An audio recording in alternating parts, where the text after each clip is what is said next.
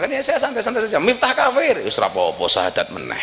Assalamualaikum warahmatullahi wabarakatuh. Teman-teman, kita bertemu kembali di channel Cahaya Hidayah. Nah teman-teman, jadi di video kali ini saya akan mereaksi yaitu video dari Gus Miftah, yang dimana baru-baru ini Gus Miftah ini muncul lagi yaitu di publik, dan Gus Miftah ini diundang oleh jamaahnya.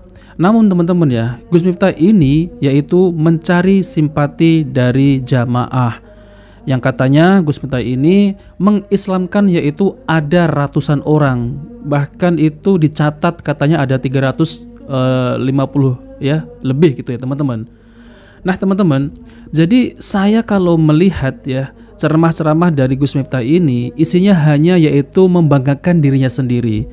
Entah itu Gus Miftah ini ingin mencari ya hati para jamaah kembali agar supaya ramai yang mengundang. Nah oke teman-teman, seperti apa videonya? Mari kita simak videonya. Kemarin Kiai Helmi Zaini, Gus Helmi Zaini itu mantan sekjen PBNU, datang pas malam Ahad Pahing di pondok. Gus, saya mau matur. Kenapa? Ada satu kiai di Jakarta yang mengatakan Gus Miftah murtad. Kenapa? Karena gara-gara viral kemarin muncul lagi video Gus Miftah ceramah di gereja yang di bawah salib. Gara-gara itu Gus Miftah dianggap murtad. Saya kasih datanya, buka, coba anak-anak dibuka. Berapa orang yang sudah masuk Islam disahadatkan melalui Miftah? Kaget. Maka yang perlu diingat, Nabi itu dakwahnya itu mengislamkan orang kafir. Tapi sekarang justru banyak orang dakwah itu mengkafirkan orang Islam. Makanya saya santai-santai saja. Miftah kafir, wis ra apa-apa syahadat meneh. Buktinya semakin banyak orang tertarik masuk Islam. Tadi kan setelah ini saya telepon-teleponan sama yang bersangkutan yang tidak melalui Zoom. Jayun, saya tanya, kamu you know me dari mana? Kamu tahu saya itu dari mana? Kemarin sebulan yang lalu Gus, kita itu melihat di TikTok saya FYP gambarnya Gus Miftah banyak banget. Yang saya nggak paham, saya orang Korea, ini ada apa? Tapi gara-gara ini justru saya tertarik pengen mempelajari Islam melalui Anda.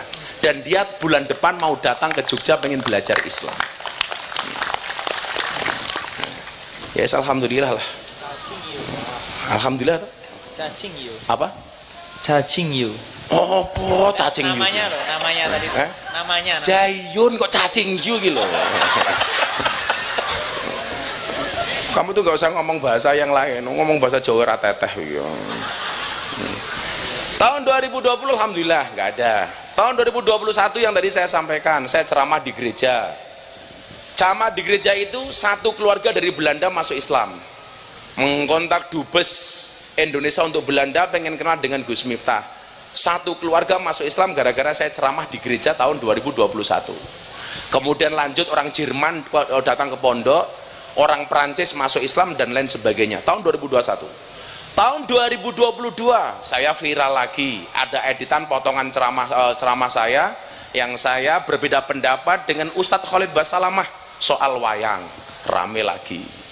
Tahun 2023 potongan saya bagi-bagi uang di Madura, dimasalahkan lagi. Gus Miftah bagi-bagi duit money politik untuk Pak Prabowo, sampai MK nggak terbukti saya menang, nggak bersalah. 2024 bulan Oktober saya menggoyangkan kepala saya, istri saya viral karena saya menggoyangkan kepala istri saya sekali, diedit peng pitung puluh viral. Itu yang ke-6 kalinya. Saya pikir Beb, itu adalah terakhir saya viral di 2024. Mungkin jatah viral tahunan sudah selesai lah. Begitu 3 bulan kemudian, ya Allah, es teh. Nah teman-teman, jadi Gus Miftah ini mencari yaitu simpati dari jamaah ya. Jadi bercerita tahun ke tahun itu Gus Miftah ini mengislamkan yaitu orang-orang non-muslim. Lalu kemudian video-video yang lain itu viral. Jadi seakan-akan ya teman-teman, Gus Miftah ini ingin mencari yaitu simpati dari jamaah ya, agar menarik hati para jamaah kembali. Oh, bahwasanya Gus Miftah ini orangnya semestinya baik ya, bisa mengislamkan orang yang berilmu. Tapi kenyataannya teman-teman ya, kita belum melihat video-video yang lain. kalau Gus Miftah ini kalau berceramah itu isinya apa ya? Isinya hanya guyonan, isinya hanya misohi dan lain-lain. Seperti ini kan kalau kita perhatikan ya, ceramahnya itu hanya membanggakan dirinya sendiri. Banyak juga ustadz-ustadz ya yang lain itu mengislamkan yaitu orang-orang non-muslim, tapi mereka nggak berkuar-kuar ya, bercerita dari tahun ke tahun seperti itu. Nah, ini adalah trik yaitu Gus Miftah ini untuk menarik simpati jamaahnya ya. Agar apa ya? Agar nanti diundang kembali ya. Dan tarifnya itu ya sangat mahal sekali teman-teman. Makanya nama saya diganti sama Jaroh. Abah Miftah. Abah Miftah. Apa itu, Bu? Lah ini tadi loh, saya baru turun dari mobil, baru mau naik panggung, bah dilarisi bah gitu. Aku ini loh, ayo bocah-bocah penjual tuh silahkan berjual senyaman mungkin. Yang ngaji silahkan ngaji senyaman mungkin. Jangan saling mengganggu. Sing dodol-dodolo, sing ngaji yo. Saya nggak mau kemudian ada lagi potongan-potongan dari orang yang tidak bertanggung jawab kemudian menjadi viral lagi. Saya ingin ini, Bib. Bisa jadi hal itu sekarang yang saya alami. Bisa jadi di kemudian hari bisa awakmu, bisa Habib Zaidan, bisa Gus Jaroh. Makanya kalau bisa mbok konco-konco ki lak ngedit video ki mbok yo sing hati-hati. Saya itu pulang dari Hong Kong waktu itu. Di pesawat saya nggak bisa tidur. Saya baca satu ayat dalam Al-Quran. Al-yauma nakhtimu ala afwahihim wa tukallimuna aydihim wa tashhadu arjuluhum bima kanu yaksibun. Saya waktu itu mikir, satu hari di mana mulut terkunci.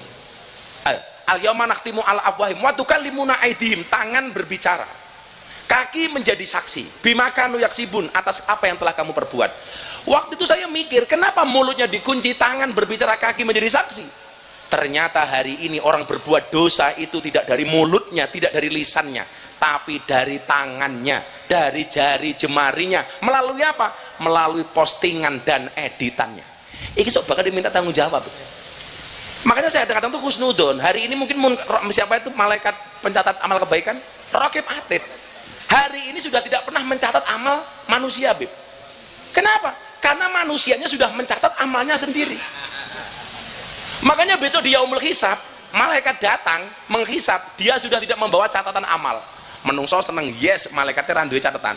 Begitu malaikat datang langsung bengok, bukaan HP-mu, ketok kabeh.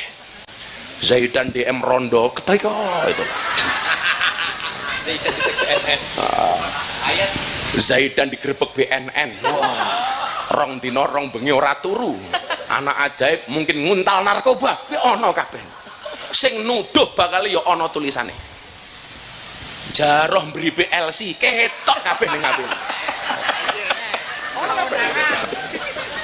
Apa ora kurang ajar, jam 2 bengi via call. Bah mbok diangkat, Bah. Jam 2 bengi, Beb.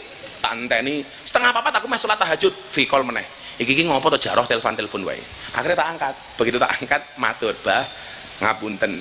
Kenapa, Bah? Ada Mbak LC pemandu karaoke. Itu mau saya nikahi, syaratnya harus video call sama Abah. Lah kurang ajar tapi. Begitu baru video call, langsung diijabi lek jajan. Atas nama bocah gelem mergo Gus Jaroh matur adine Gus Miftah. Kurang ajar lagi. Kakange mung siji adine peng 6 lho ijab iki kepiye jar. Nah, teman-teman yang dimuliakan oleh Allah Subhanahu wa taala, jadi itulah ya tentang terkait ceramah-ceramah dari Gus Miftah. Jadi Gus Miftah ini untuk menarik simpati dari jamaahnya ya, yaitu dengan memperlihatkan yaitu kebaikan-kebaikannya Gus Miftah. Ataupun kita sebut adalah Gus Miftah ini hanya membanggakan dirinya sendiri. Banyak di luar sana juga ya seorang dai itu mengislamkan orang-orang non-muslim, dan bahkan seperti ya yang dulunya adalah orang non-muslim menjadi mu'alaf, dan banyak juga yang mengislamkan yaitu non-muslim. Tapi nggak keluar-keluar seperti itu teman-teman. Jadi nggak membanggakan diri. Jadi kalau kita perhatikan ceramah-ceramah Gus Miftah ya isinya seperti itu ya teman-teman. Membanggakan diri, pamer dan lain-lain. Jadi bangga dengan dirinya sendiri, bahwasanya dirinya ini loh ya bisa mengislamkan yaitu orang-orang non-muslim. Bahkan apa yang diucapkan yang keluar dari mulutnya Gus Miftah ini itu semestinya adalah membicarakan dirinya sendiri. Yang dimana ya video-video yang viral yang dulu yaitu kalau berceramah itu ya seperti ada pemandu LC atau apa itu bicaranya apalagi desahannya gitu teman-teman. Dan banyak lagi ya. Jadi kalau menyampaikan ilmu-ilmu agama, itu pasti ada yaitu yang namanya diselipkan yaitu kata-kata yang tidak baik, yang jorok, yang dimana perkataan itu merendahkan orang lain. Jadi guyonan itu boleh, tapi ada batasnya. Lah ini guyonan menjurumus ke hal-hal yang mesum. Banyak kalau kita bisa lihat ya video-video dari Gus Miftah ini, bahkan seperti yaitu di gereja berceramah ya, itu sempat viral juga. Yang terakhir ini ST. Jadi kalau seorang dai itu ya, itu harus hati-hati yaitu dalam berucap, perilakunya juga, apalagi yaitu ceramah di gereja. Seakan-akan gak ada tempat ceramah apa ya, masjid juga ada, ngapain ceramah di gereja. Namun ya teman-teman ya, yang saya anehnya ya, sampai saat ini kok masih ada orang yang mengundang, masih ada orang yang mengundang Gus Miftah untuk berceramah. Padahal isinya kalau kita dengarkan ya, isinya hanya bercerita, berdongeng, yaitu cerita kebaikan-kebaikannya, membanggakan dirinya sendiri. Jadi kalau kita ingin yaitu menghadiri yaitu majelis ilmu, carilah yaitu ustadz-ustadz yang dimana ustadz tersebut itu menyampaikan ilmu-ilmu agama yaitu sesuai dengan Al-Quran dan hadis Nabi SAW. Nah, kita akan mendapat ilmu dari ustadz tersebut. Tapi kalau isinya seperti ini, hanya membanggakan dirinya sendiri, hanya pamer, lalu kemudian guyonan, terus jamaahnya ini mendapat apa? Kasihan ya teman-teman ya. Jauh-jauh untuk mendatangi majelis ilmu, tapi malah nggak dapat ilmu. Oke teman-teman, itu pesan saya. Jadi kalau ingin menghadiri majelis ilmu, yaitu lihatlah dulu apa yang disampaikan oleh ustadz tersebut. Nah oke teman-teman, jika video bermanfaat jangan lupa like dan subscribe di channel Cahaya Hidayah. Wabillahi taufiq wal hidayah. Wassalamualaikum warahmatullahi wabarakatuh.